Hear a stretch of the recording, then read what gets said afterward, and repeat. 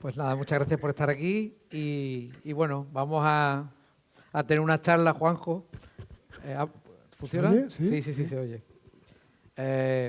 Acabamos hoy, pero en realidad también fuimos los que empezamos un poco con esto de Ciencia Jotdown, ¿no? Sí, sí. Hace 12 años, mi primera entrevista en Jotdown fue a Juanjo, había leído su libro El ecologista nuclear, me encantó y contacté con él, la Universidad de Valencia, para poder entrevistarle y bueno, estuvo encantado. Para prepararme la entrevista descubrí que además de El ecologista nuclear, que es un libro de divulgación científica, escribía novelas. Y me pareció extraño, en aquel momento no conocía muchos casos de gente que haga divulgación y también novelas, ahora ya es más habitual. Y bueno, compré Materia extraña y me fascinó. Me quedé completamente, extasiado y no entendía cómo alguien en España podía escribir ciencia ficción cercana a ese nivel. Y bueno, desde entonces he podido disfrutar de todas sus novelas, que las he leído antes, y de muchas más cosas, ¿no? Y una de las cosas que la relación entre Juanjo y yo desde aquella entrevista ha sido Ciencia Jotdown, ¿no? Con lo cual, pues hoy para mí es un placer poder presentar Nación Neandertal. Así que bueno, después de esta introducción, Juanjo, vamos a hablar del libro, ¿no? Vamos a hablar de mi libro. Vamos a hablar de mi libro. Bueno, curioso que en aquella primera entrevista decías que cuando te evaluaban los proyectos en Europa, decías que bueno, que cómo iba a ser un tío que escribía novelas, ¿no? Bueno, no exactamente. En Europa nunca me han criticado por escribir novelas. Eso fue una anécdota que me pasó en España y bueno, se la he contado unas pocas de veces. Digamos que hubo un particular revisador de mi proyecto que se asombraba de que tuviera tiempo de escribir novelas y otros libros. Lo que más gracia me hacía era que añadía novelas y otros libros, como dándole todavía más. Pero bueno, digamos que como bien dices tú, eso se ha vuelto más normal en los últimos años, ¿no? Ahora ya no llama tanto la atención. Bueno, pues vamos a empezar desde el principio. Tu pasión por los neandertales surgió incluso antes del famoso libro en el instituto. Cuéntanos un poco cómo surgió ese interés, ¿no? Sí, lo cuento en la nota, digamos, de autor al final. Realmente es una obsesión vieja. Cuando estaba en sexto de bachillerato, algunos aquí hicieron sexto de bachillerato, pero no muchos. Cuando estaba en sexto de bachillerato, me encargaron un trabajo, la profesora de filosofía, nada menos. También nos daba antropología. Entonces nos encargaron un trabajo a un amigo y a mí sobre evolución humana. Estamos hablando del año 1975. No se sabía tantísimo. Nos pusimos allí a estudiar todo lo que había. Había que ir a las bibliotecas, claro, no había internet tampoco. Y bueno, pues estudiando esto salió efectivamente que había otra especie que se llamaba especie hombre de Neandertal. En aquella época, pues la mayor parte de los textos tendían a ponerlos como la versión 1.0 o 0.5 de la humanidad, bastante brutotes, bastante peludos. Y yo, pues por alguna razón, quizá los 16 años juveniles, pues me puse más bien de su parte, ¿no? Diciendo, a ver, jolín, que no serían tan tontos, ¿no? Y ahí empieza, o sea, el punto, digamos, donde me interesé y nunca perdí el interés por ellos, es muy remoto, ¿no? Se debe a ese trabajo, ¿no? La novela, que es súper emocionante, transcurre en distintos periodos, como ya pasaba también en Materia extraña, con distintas tramas. Una parte son los Eloi, que son unos neandertales que están en Europa. Luego, en el año 2050 van ocurriendo cosas, en un futuro cercano, y en el año 2070. En tus novelas de ficción cercana, aunque todo es muy emocionante y algunas cosas parecen fantasiosas, a poco que escudriñas encuentras que todo está lleno de ciencia y que todo tiene una explicación, ¿no? Y una de esas explicaciones, en un momento determinado, o una de las cosas más curiosas de la novela, o que me ha sorprendido a mí, es que los neandertales y los homo sapiens no son inferior o superior. ¿Cómo llegas a esos planteamientos que haces y y cuéntanos un poco, ¿no? Tu opinión al respecto. Sí, esto también tiene una parte de historia y una parte de aprendizaje, ¿no? En 1986, yo creo, yo estaba en Estados Unidos, de eso sí me acuerdo bien, cuando salió la película esta del clan del oso cavernario, que había salido el libro anteriormente, y la protagonista de la película era ¿cómo se llama esta? Aina o Aida. Sí, bueno, el caso es que era una chica rubia de 2 metros de alto, ¿no? Y esa era la Sapiens, mientras que los neandertales eran todos bajitos, encorvados y peludos. Claro, era una película donde dejábamos bastante claro quién era el listo y quién era el tonto, ¿no? Daryl Hannah, además. Daryl Hannah era esa era la Sapiens a comparar con los neandertales, ¿no? Muy curiosamente, ese libro me lo leí, como me leí la continuación, y me enfadé mucho, porque los neandertales salían como una especie de tontos, pero eran tontos místicos. Había habido un avance, o sea, eran tontos místicos que intuían el pasado, ¿no? Pero eran tontos también. Yo recuerdo que ya en aquella época intenté escribir algo, revelándome, y escribí pues, alguna cosa que luego se ha visto en ciencia ficción, unos neandertales, una sociedad, que fue la primera vez que tuve la idea de que qué hubiera pasado si en la evolución hubiera seleccionado a los neandertales, no a los sapiens. Y entonces imaginarme una sociedad. Escribir alguna cosa no fue muy lejos. Bueno, hace unos 5 o 6 años empecé otra vez a interesarme gradualmente por el tema, y en particular a partir de que le dieron el premio Nobel a Pavo por la secuenciación del genoma neandertal fósil, ¿no?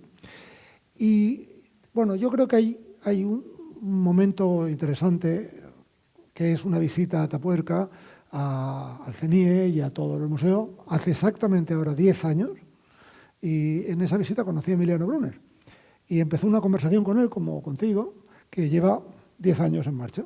Y llevamos 10 años hablando de muchas cosas, en particular de neandertales, ¿no?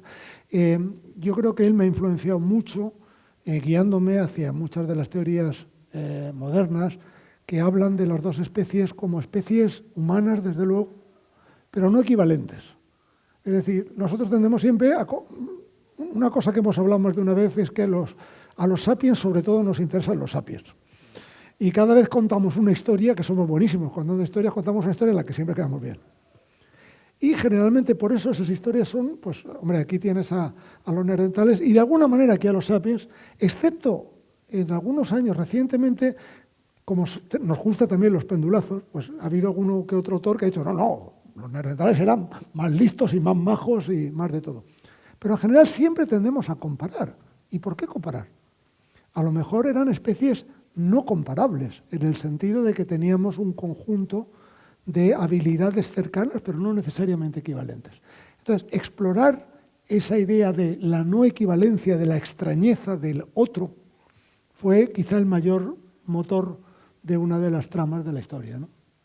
En esta novela, como no podía faltar, hay mucha inteligencia artificial, hay ordenadores cuánticos, aparece Rusia de nuevo, que es una de tus obsesiones. Siempre. No me equivoco tanto, ¿eh?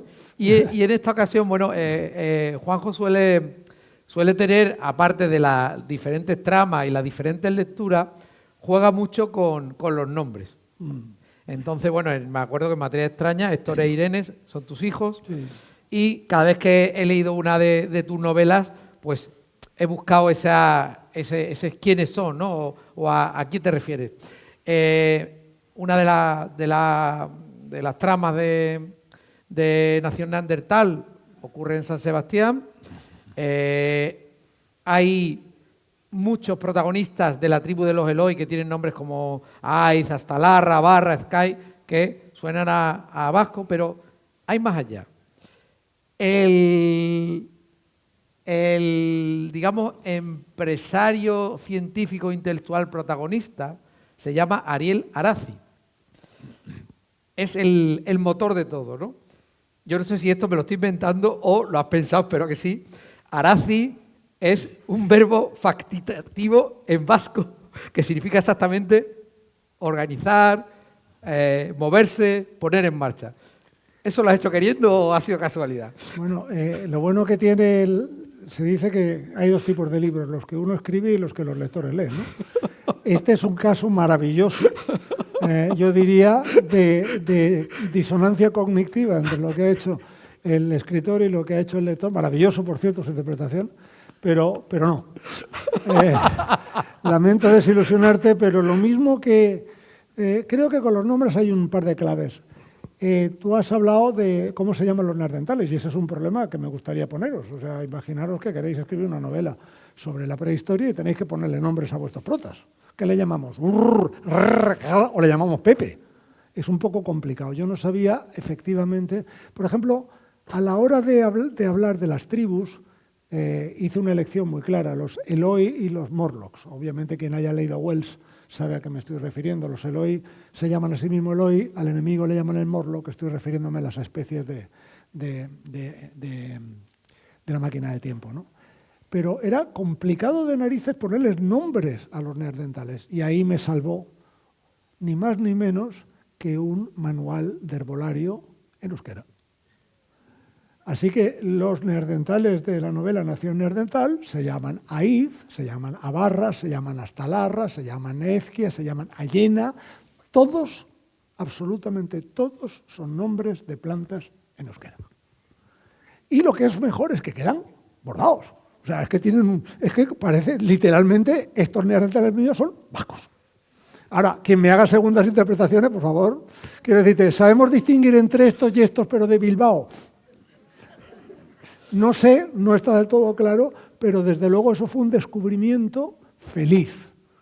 Y toda la tribu gana estos nombres que podéis identificar, los que sabéis euskera. No es tan obvio, porque son plantas raras.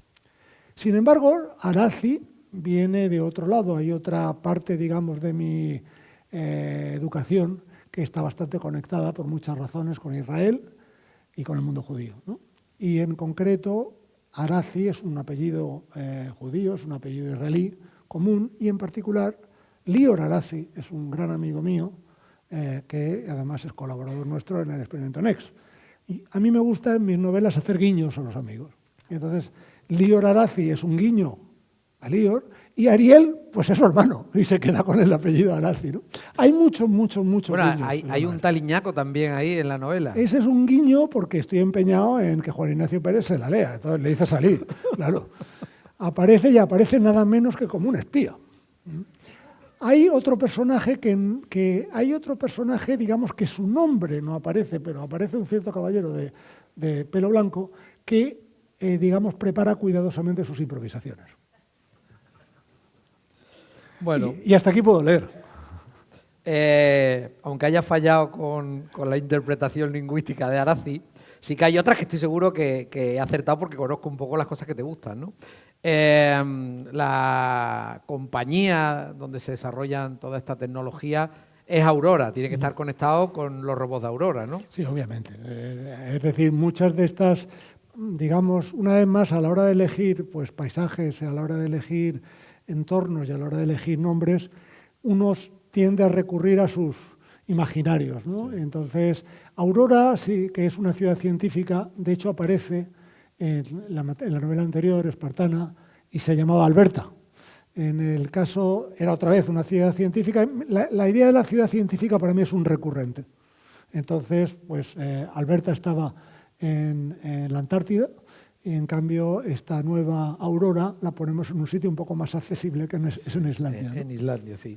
Ahí, y entrando ya en materia, no das puntada sin hilo y cada sitio, cada experimento, cada cosa que aparece existe o podría existir. Por ejemplo, en el año 2070, que es la tercera trama, sucede en un sitio que se llama Wrangelia, que es la isla de Wrangler, ¿no? Lo que pasa es que lo pones en nombre ruso, que está en Siberia, Wrangelia, sí. porque allí es donde quieren replicar 10.000 mamuts, ¿no? Eso es. Bueno, querría preguntarte si en esa isla hay fósiles de mamut. No se puede andar por la isla directamente sin tropezarte con un fósil de mamut. Y cuéntanos un poco, en esta ficción especulativa cercana y realista, este proyecto que aparece en la novela de clonar mamuts y además con un objetivo de sostenibilidad climática, ¿eso de dónde lo sacas y por qué es importante Sí, bueno, en la trama. una cosa, digamos, que hay que saber para contextualizar es que lo que yo llevo intentando en estas 3 novelas que han salido en los últimos 10 años, ¿no? Materia extraña, después Espartana y ahora Nación Neandertal, es hacer un género un poco distinto de lo que se suele llamar ciencia ficción. Ciencia ficción suele especular con una ficción muy agresiva, que a veces es indistinguible de la magia. Y ficción científica, que es lo que a mí me gusta hacer, intentas estar muy cerquita a lo que se puede hacer. Y algunas veces es que es asombroso lo que la gente ya está pensando. Entonces, ya hay todo un proyecto, y de hecho el director de ese proyecto, el generador de ese proyecto, se llama Sokolov, como en la propia novela, que ha propuesto, oye, clonamos mamuts y los clonamos y nos los llevamos a Siberia, porque en Siberia estos mamuts harían el papel de tractores. En Siberia, uno de los riesgos posibles con el cambio climático es que el permafrost se caliente y se liberen cantidades gigantescas de metano, porque Siberia se ha comido bosques y mamuts. Entonces, uno de los riesgos obvios es el calentamiento del permafrost, la liberación del metano y una subida brutal.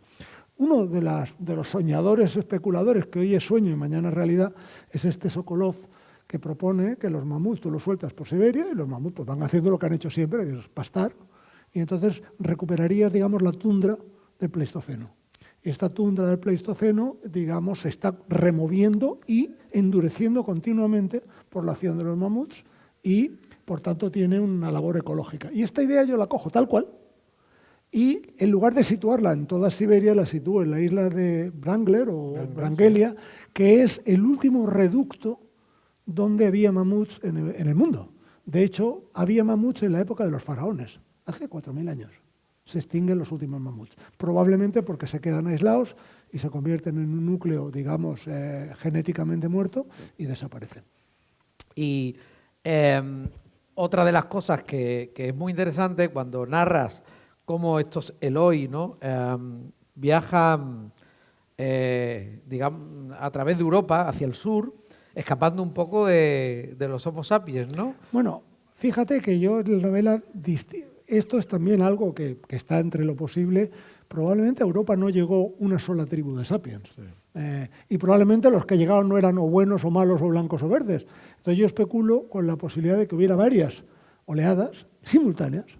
Y en particular algunos serían un poco brutos, los Morlocks, otros menos brutos y de hecho se hacen amigos a lo largo del camino. Entonces efectivamente estos están escapando o alejándose de un determinado tipo de agresores. De hecho, eso que comentas, ¿no? De que una de las formas que tienen los Eloi junto con alguna tribu de Homo sapiens es unirse para poder defenderse de estos otros más y es muy interesante cómo en la forma que entienden el mundo uno y otro acaban cruzándose, ¿no? Esta mezcla que justifica un poco que el ser humano en el Homo sapiens haya un porcentaje de ADN neandertal, ¿no? Cuenta un poco... Sí, para mí esto va más allá. O sea, digamos, la novela tenía dos grandes motivaciones.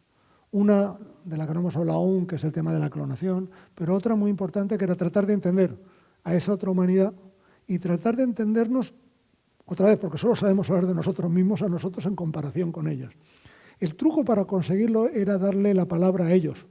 Y por tanto, el punto de vista en la narración paleolítica está en un neandertal que se llama Iz, que desarrolla a lo largo de toda la historia paleolítica una amistad que dura toda una vida con un hombre moderno que se llama Ezquia. Es bastante interesante porque a lo largo de toda la narración lo que tú juegas es con las diferencias cognitivas de estos dos personajes, pero por supuesto dramatizado, haciendo ficción. Y lo que es bastante divertido es que Aiz está convencido que él es un tío sensato y además tiene bastante razón. Cuando uno lo lee se da cuenta que él es el tío sensato y el otro está un poco loco. Hay un momento particularmente divertido que su amigo Ezquia le viene, bueno, se ha muerto el hijo de Aiz, hago este pequeño spoiler, pero no... Y el hombre está todo triste, llega Aiz y le dice, hombre, no te preocupes, que está cazando en la tierra de los muertos, ahora esté feliz en la tierra de los muertos. Aiz, que es un tío muy sensato, esa noche se va y escarba en la tumba y ve que el hijo sigue allí. Y dice, está loco. Y claro, luego le sigue la corriente, dice, bueno, para otras cosas es muy espabilado. Ahí ve cómo Ezquia es capaz de, él dice, yo me oriento bien en el espacio. Una de las ideas con las que juego es con la posibilidad de que los neandertales tuvieran más memoria en disco, más memoria de flash. Y por tanto, pues quizá una capacidad más grande de retener detalles del paisaje, vamos a decir. Por lo tanto, ellos podría ser que se orientaran muy bien en el espacio. Pero menos memoria RAM.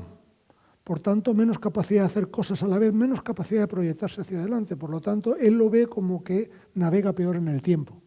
Y entonces él se da cuenta que su amigo entiende el tiempo por venir, él llama el tiempo por venir al futuro, igual de bien que él entiende el espacio. Estos juegos cognitivos, esta diferencia que no hace que uno sea mejor que el otro, sino que al final los dos llegan a un momento de comprenderse y apreciarse, eso se repite también en parejas como hasta la Rey David. Hay toda una serie de personajes en la historia paleolítica donde eventualmente se consigue esta fraternidad, que era algo que a mí me hacía mucha ilusión y que creo que es uno de los méritos de la novela, ¿no? Antes de entrar en la clonación, este viaje que hacen los sapiens y los neandertales huyendo de otros sapiens acaba en el fin del mundo, que para ellos es Gibraltar. Bueno, eso, ahí hemos hecho un poco de spoiler. Bueno, hemos hecho un poco de spoiler ahí. No, quería sacar el tema de Gibraltar porque claro, como decía antes, no es casual que haya elegido Gibraltar, ¿no? Yo viviendo tan cerca, conozco mucho más todo lo que pasa en Atapuerca que lo que se ha descubierto en Gibraltar, que también es inmenso, ¿no? Sí, a ver, en Gibraltar se descubre, digamos, el Homo neanderthalensis se podría haber llamado tranquilamente Homo gibraltarensis, porque el cráneo de mujer neandertal se descubre antes que y sin embargo se coge y se archiva, ¿no? Se coge, se archiva, se les olvida a los ingleses que lo han descubierto que está ahí, y luego pues los restos del valle de Neander, de ahí Neandertal, valle en alemán, ganan, digamos, la batalla propagandística. Pero en Neandertal, en Gibraltar, hay raramente un registro fósil importante de neandertales, como lo hay en el Sidrón. Y Neandertal para mí es un sitio icónico, ¿no? Es un sitio icónico también porque es el fin del mundo. Uno llega y naturalmente esta tribu está viajando y ellos saben que cuando llegan al fin del mundo se paran. Y como muy razonable, llegan al fin del mundo y se paran. De hecho, se cree que los últimos neandertales vivieron allí, ¿no? Sí. Hace 40.000 años. Y entonces, bueno, todo esto está motivado. No quiero, digamos, spoilear mucho más, pero está motivado y después ya hay una conexión, por supuesto, con la historia futura. Y en la historia futura lo que hay es clonación, ¿no? Entonces, es muy emocionante cómo plantean la clonación de los mamuts con úteros artificiales, como el profesor de Gala, ¿no? Prepara, pero flota en el ambiente la posibilidad de clonar neandertales. ¿Se pueden clonar neandertales? A ver, a día de hoy, clonar neandertales, lo que se dice clonar neandertales, es ciencia ficción. A día de hoy disponemos de un registro fósil neandertal que es bastante completo, que nos da el genoma neandertal bastante completo. Hay muchos problemas que se describen en la novela si nos empeñáramos en usar ese registro neandertal para hacer neandertales, ¿no? Entre otras cosas, los neandertales uno clona fácilmente animales vivos, porque usa una célula de un animal vivo. Cuando el animal está extinto tienes que utilizar, como en el caso de los mamuts, lo que haríamos sería siempre un híbrido, una simulación. Partiríamos por lo mejor de la célula de un elefante asiático y la iríamos modificando hasta hacer algo, un híbrido que se pareciera a un mamut. Eso, a día de hoy, es probablemente factible. O sea, fabricar un elefante con orejas y pelo de mamut probablemente se sabría hacer ya. Por tanto, a la vista de 20, 30 o 50 años, fabricar un sapiens con genes o con muchos genes de neandertal se podría hacer. No parece imposible desde el punto de vista tecnológico, y hay que tener en cuenta que la biotecnología avanza a velocidades exponenciales. Luego, en principio se puede hacer, naturalmente la cuestión es, queremos hacerlo, y si lo queremos hacer, ¿por qué querríamos hacerlo? De hecho, aunque en la novela la acción siempre es trepidante, en los pasajes hay también esas preguntas sobre la ética, ¿no? Sí. A ver, sobre todo, ese fue el segundo descubrimiento a la hora de escribir la novela, que o sea, las dos cosas que yo quería decir, pero no sabía que quería decir hasta que la escribí, quería hablar de la amistad entre estas dos especies, y luego quería preguntarme por qué narices alguien quiere clonar neandertales. Al principio creía que podía hacer en la novela una especie de dramatización de argumentos a favor y en contra. Eso, de hecho, no es posible. Y hay una escena muy irónica en la novela donde Gala, la protagonista, le pregunta a una inteligencia artificial que se llama Anastasia: oye, dame razones para clonar neandertales. Y Anastasia, como ChatGPT, le va dando una detrás de la otra y no dice más que chorradas. Porque efectivamente no es fácil justificar moralmente algo así. Pero sí hay una justificación, y la justificación es la de siempre, la obsesión. Los humanos, cuando hacemos algo, es porque nos obsesionamos con algo.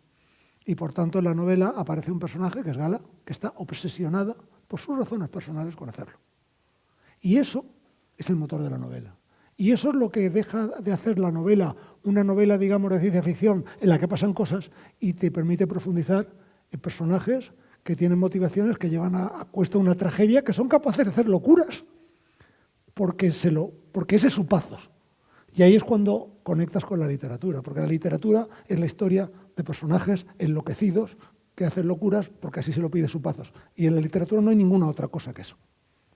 Intuyo que te hayas dedicado a la física en vez de a la paleoantropología te puede haber salvado de un lío, ¿no? Es decir, conociéndote, si hubiera estado en tu mano haber clonado neandertales?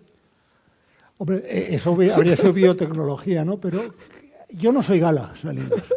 Entonces, es muy probable que esa obsesión particular no me... Alguna vez, cuando estaba escribiendo la novela, me lo planteaba, digamos, de una manera semi-objetiva, ¿no? Porque, por un lado, la curiosidad es inmensa, ¿no? ¿Cómo serían? ¿Sabes?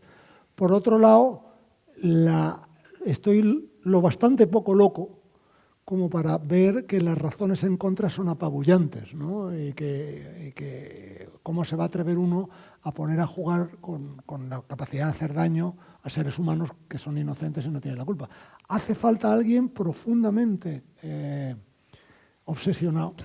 De ahí el personaje de Gala, que en ese sentido pues es uno de los hallazgos de la novela, ¿no? Como enseguida identificaron las editoras de Espasa, ¿no?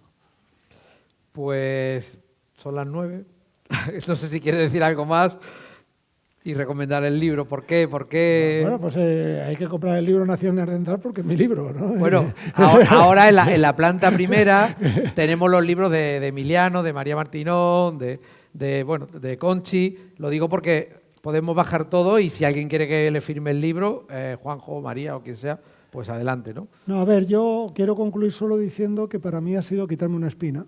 Es una cosa curiosa en el sentido de que cuando escribí Materia extraña, pues bueno, la gente no me lo tomó mal. Bueno, el físico es un nombre físico de partículas y escribe una novela sobre el CERN, pues es lo que los físicos de partículas hacen. Cuando escribí Espartana, que era una novela, digamos, distópica sobre un futuro dominado por Rusia, pues la gente hasta se dijo: este tío parece que tiene dosis de profeta, sigo teniéndolas, mucho ojo con los rusos. Pero cuando escribí Nación Neandertal, pues ha habido bastantes reacciones, no agresivas, pero sí sorprendidas, como que hace un físico como usted hablando de unos neandertales como estos, ¿no? Y me doy cuenta que hasta cierto punto les tengo que contestar. La respuesta correcta es: mire, es que no soy solo, esta novela no la he escrito como científico solo, la he escrito como escritor. Y es que los escritores tienen derecho a escribir de lo que les dé la gana. Y si no, que le pregunten a Julio Verne o que le pregunten a Tolstói. Tengo un contraargumento, Juanjo. A ver. Tú eres físico, pero has escrito un libro que se llama Virus. ¿Qué se llama? Virus. Sí, también, bueno, pero eso es otra historia. Es un ensayo. Es un ensayo. De biología. Con un biólogo, claro. Sí. En ese libro había otro biólogo. En ese sentido, intentar ser un poco universal como científico no está mal. A la hora de escribir una obra de ficción, digamos que mi mayor objetivo, y esta era mi conclusión, es parecido a lo que le pasaba a Gala. uno siempre escribe una obra de ficción para quitárselo del sistema. Y en ese sentido era mi forma de conjurar mi obsesión con los neandertales. Así que al menos en eso he conseguido lo que quería. Muchas gracias. Muchísimas gracias a todos, a Juanjo, y espero que os haya parecido interesante